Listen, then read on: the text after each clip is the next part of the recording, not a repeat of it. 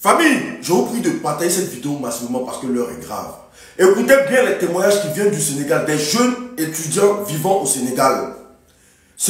En tout cas, écoutez leurs témoignages. C'était après le match Côte d'Ivoire-Sénégal, après la défaite du Sénégal. Triste nouvelle pour nous, les étudiants à Dakar. Apparemment, notre frère qui s'est fait agresser tout à l'heure n'a pas pu survivre à ses blessures. Il est décédé à l'hôpital FAN, comme vous le voyez dans le message. Et j'aimerais attirer l'attention des Ivoiriens qui sont ici. Nous sommes à Dakar. C'est pas comme si nous sommes en infériorité. On n'est pas en infériorité, mais on a des lois. On a des autorités pour ça, en fait. On ne peut pas faire œil pour œil, dent pour dent. Nous ne sommes pas au Moyen-Âge, en fait. Je vois que vous criez, oui, c'est comme ça, tu es vendu. Mais non, on ne peut pas faire œil pour œil, dent pour dent. Désolé, le jeune, il a perdu la vie. Il y a des autorités. Nous devons porter le message jusqu'aux autorités pour qu'ils puissent réagir, au fait. C'est tout ce qu'on doit faire. On ne peut pas faire œil pour œil, dent pour dent, comme si lui a tué celui-là. Il faut que nous aussi, on tue celui-là. Non, ça ne peut pas marcher comme ça. On ne va jamais finir de faire ça, au fait. Il ne faut jamais attiser la haine, au fait. Ce que les Sénégalais ont fait, ça ne se fait pas. Tout le monde sait que ça ne se fait pas. On ne peut pas tuer quelqu'un juste parce qu'il a porté le maillot de son pays. Moi, j'étais au monument de la Renaissance. J'étais le seul Ivoirien là-bas. Le jeune qui vient de mourir n'a jamais demandé à mourir comme ça. Comme on peut tuer quelqu'un juste à cause d'un maillot.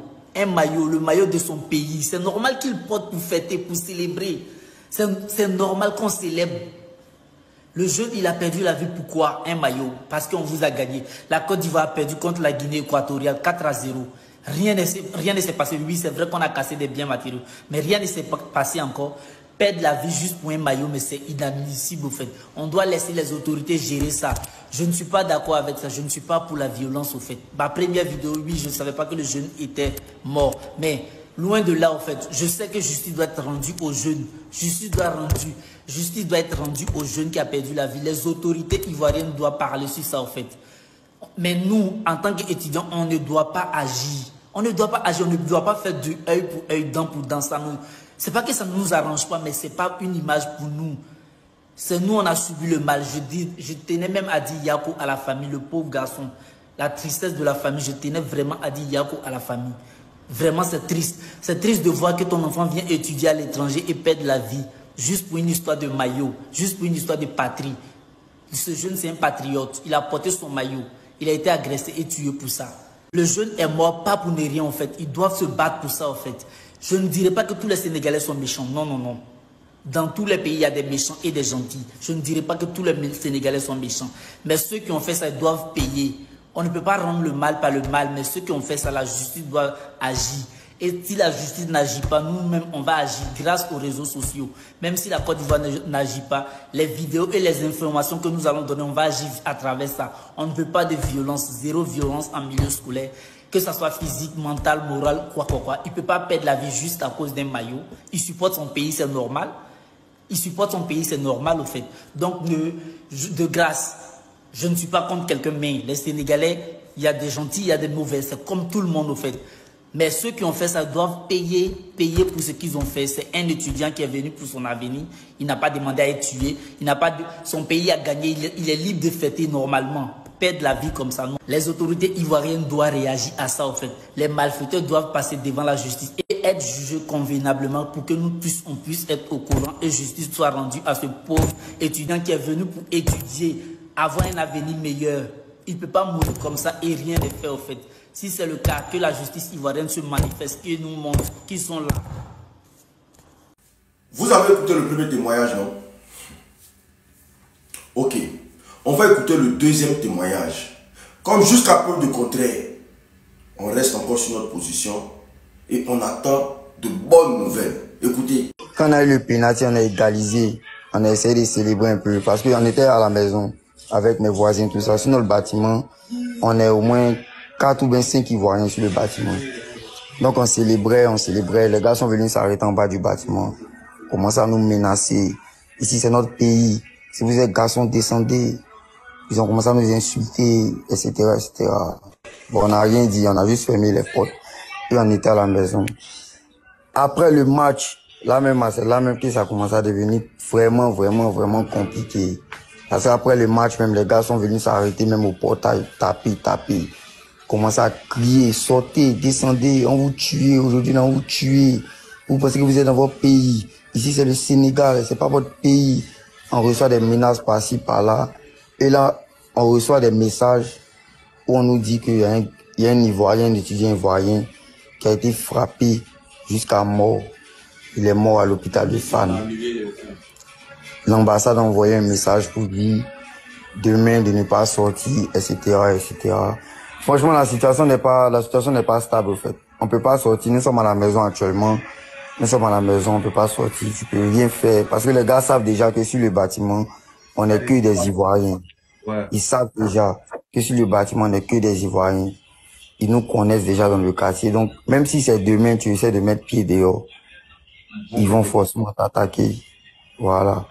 Donc, moi, ce que moi, je peux dire, parce que quand je parle, on dit non, j'incite à la violence. Les Ivoiriens qui sont au pays, ils ont tué votre frère ici. Ils l'ont tué. Ils l'ont frappé à cause des ballons, ils l'ont tué. Donc, s'il vous plaît, ceux qui sont là-bas aussi, montrez-les. C'est vrai que la Côte d'Ivoire, on accepte tout. C'est un pays hospitalier, etc., etc. Mais franchement, où il y a mort d'hommes, un étudiant, ses parents l'ont envoyé au Sénégal pour venir bosser. Parce qu'il y a de très bonnes écoles ici, on ne peut pas dire non. Mais il vient étudier parce qu'il a supporté son pays. Vous le frappez jusqu'à mort. Ses parents qui sont là-bas, ils vont dire quoi? Nous, nos parents, ils ont peur actuellement. On reçoit que des appels, que des messages. Ne sortez pas. Il y a des parents même qui veulent payer un billet pour qu'on rentre même à Abidjan précipitamment. Vous voyez? Donc, c'est vrai qu'on accepte tout, hein. Mais ça, il ne faut pas accepter. En 2012, ils ont fait ça. 2024 aussi, voici ça. Si vous êtes au pays, que vous pouvez les coller, frappez-les. Voilà. Moi, c'est ce que moi, les pays hospitaliers, comme ci, comme ça. Eux, ils ont dit, on a vu un poste même, où les Sénégalais disent, on est xénophobe et barbare. On est xénophobe et puis barbare. On accepte ça. Si vous êtes fatigué, rentrez dans votre pays. Il n'y a pas de souci. On va rentrer dans notre pays. Mais si vous pouvez les frapper au pays, frappez-les. Non, il n'est pas là. Si vous pouvez les frapper, en tout cas mon vieux, frappez-les. Actuellement, nous, on est en piste. On ne peut pas sortir dans la maison. On est tranquille. On attend demain pour voir ce qui va se passer. En tout cas, bro, restez, comme tu as dit là, l'ambassade a dit de rester à la maison. Famille, je vous prie de partager cette vidéo massivement. Ouais. Si vraiment ce que ces jeunes-là disent est vrai, je suis déçu des Sénégalais. En vrai, je suis déçu. En vrai. Parce que je me dis que le football, c'est d'abord une passion.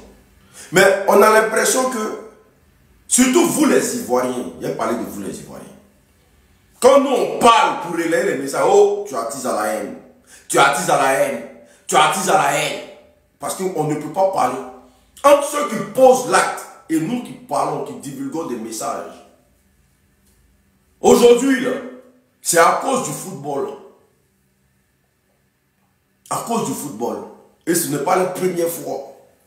Ce n'est pas leur première fois. Donc, on fait quoi? Au 21e siècle actuellement, est-ce qu'on peut frapper quelqu'un à cause du ballon? Est-ce que quelqu'un peut perdre la vie à cause du ballon? Est-ce que ça peut se passer? Surtout le Sénégal. Quand ils ont pris leur trophée ici, là, surtout quand Côte d'Ivoire a été battu lamentablement ici par la Guinée équatoriale, est-ce qu'on a fait un Équato-Guinéen?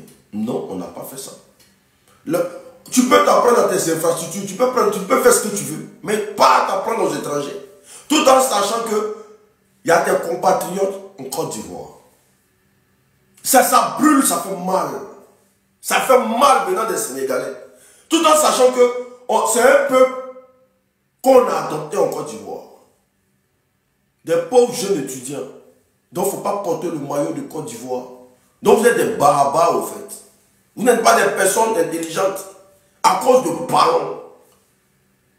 Franchement, je demande ici à tous les jeunes Ivoiriens résidant au Sénégal. Ne sortez pas jusqu'à ce qu'il y ait communiqué de l'ambassade. Ne sortez pas, restez chez vous. Ouais, ça fait mal. Ça fait mal. Parce que la Côte d'Ivoire, s'il y a quelque chose qui nous tue jusqu'à preuve de contraire, c'est l'hospitalité. On est trop hospitalier. On prend tout sur nous. On aime les étrangers plus que nous-mêmes. Ne touchez personne. Ne vous en prenez à personne. Mais nous, quand on parle, on transmet là, on est haineux. On peut tout faire à l'Ivoirien. L'Ivoirien ne doit pas brocher. On ne doit pas parler. On ne doit pas interpeller nos autorités. Ça doit être fait dans l'anonymat. Ah, je suis déçu. Hein. Je suis déçu même. Voilà, je suis déçu. Franchement. Bonjour la famille, j'espère que vous allez bien. Je vous présente BBDM, une structure qui permet aujourd'hui d'acheter des biens immobiliers en Côte d'Ivoire, de faire des transferts de marchandises de la Chine vers la Côte d'Ivoire et de la Côte d'Ivoire vers la France. Là, nous allons parler du pilier de BBDM, c'est-à-dire tout ce qui est immobilier. Pour ces personnes qui sont partout dans le monde, qui aspirent à acheter un terrain en Côte d'Ivoire, un lot en Côte d'Ivoire. Franchement, avec les prix que nous avons, face à la concurrence, on ne pense pas avoir vraiment de concurrents en Côte d'Ivoire. Et aujourd'hui, tout ce que nous demandons à certaines personnes qui sont assises, qui sont un peu loin de la Côte d'Ivoire, de venir s'acquérir des biens immobiliers, c'est-à-dire des terrains de 500 mètres, 800 mètres carrés minimum, avec des approbations, des ACD ou des titres fonciers. Avec BBDM, ce que vous devez savoir, c'est que c'est de la qualité. Et là, vous voyez les images défiler. Ce sont des sites que nous avons un peu partout en Côte d'Ivoire et que nous mettons à la disposition de nos clients. Et tous ces clients qui sont déjà passés chez nous peuvent vous le confirmer qu'avec BBDM, les papiers sont authentiques, les terrains sont authentiques et il n'y a pas de tricherie. Nous ne faisons pas tout ce qui est cash-cash. Voilà, tout se passe devant un notaire dans le seul but que le client en face de nous soit satisfait du terrain qu'on a vendu, du lot qu'on a vendu, comme on peut le dire. Donc, j'invite tout le monde ici à faire confiance à BBDM. Pourquoi? Parce que BBDM aujourd'hui, hormis ce que vous pensez de BBDM, nous travaillons aussi dans beaucoup de secteurs. Voilà, comme le secteur de transit de marchandises de la Chine vers la Côte d'Ivoire. Voilà, nous avons une société représentée en Chine qui permet de regrouper toutes ces personnes qui achètent sur Alibaba, toutes ces personnes qui achètent des marchandises de grande quantité en Chine, dans le seul but de les envoyer en Côte d'Ivoire. Et le service est très fiable, et très rapide.